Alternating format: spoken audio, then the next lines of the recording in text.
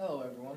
Today we are joined with special guest, environmentalist Samantha Smith, who is researching to find alternative energy sources to help power our world. Thank you for joining us. Thank you for having me.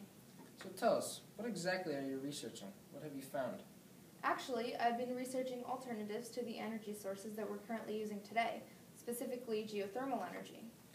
What is geothermal energy, for the viewers that aren't familiar with it? Deep beneath the Earth's surface lies hot water and steam that can be used to cleanly and efficiently produce heat and electricity for our homes and our businesses.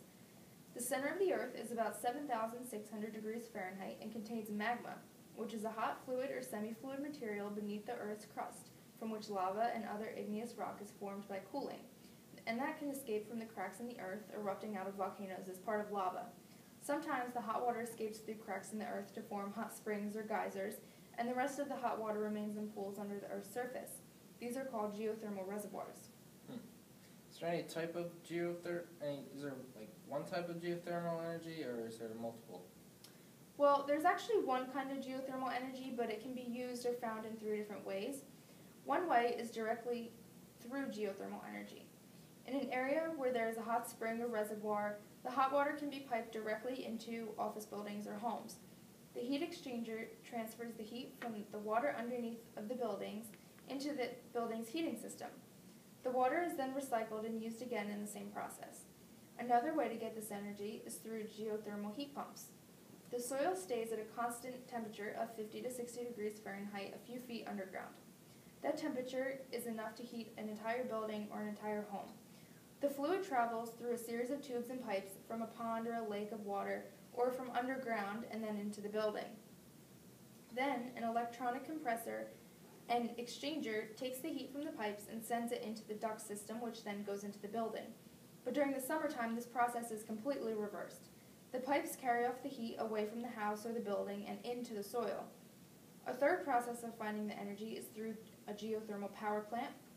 From underground, steam and hot water can be pumped up from wells, and this heat and steam is used to create electricity to generate a power plant. There's also 3 different kinds of plants: dry steam plants, flash steam plants, and binary cycle plants. In a dry steam plant, the steam is directly piped through reservoirs, which then go into the generators for the plant. The steam causes the turbines to spin, and this is how the electricity is created. In a flash steam plant, water is brought up through a well.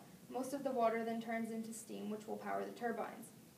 Then the water cools down and it condenses and then is turned back into the ground. And the last type is a binary cycle plant. Hot water is passed through a heat exchanger where the heat is turned into a liquid. This liquid boils at a lower temperature than water, and then that fluid is heated and generates the turbines. Wow, that's a lot of information to soak in. So from what I hear, geothermal energy sounds pretty useful and it's easy to find. Now, can you explain why geothermal energy is a better alternative than other resources?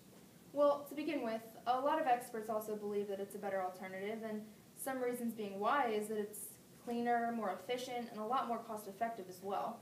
We won't be dependent on other countries for fuel or resources. And now you may be wondering, why is geothermal energy so clean?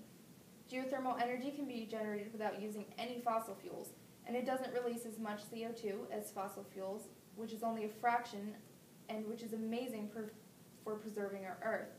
It's also great because there's no need for transportation. Geothermal energy can be found 24/7, 365 days a year. Wow, sounds fantastic. Talk about saving the Earth. Now, there's another question I have. Is geothermal energy renewable? That's a good question. Many people may also be wondering that. And the answer is yes.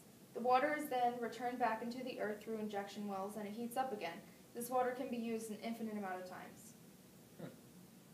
Once water is put back into the Earth's core, how much time will it take before energy can be brought back out to the surface and be reused again?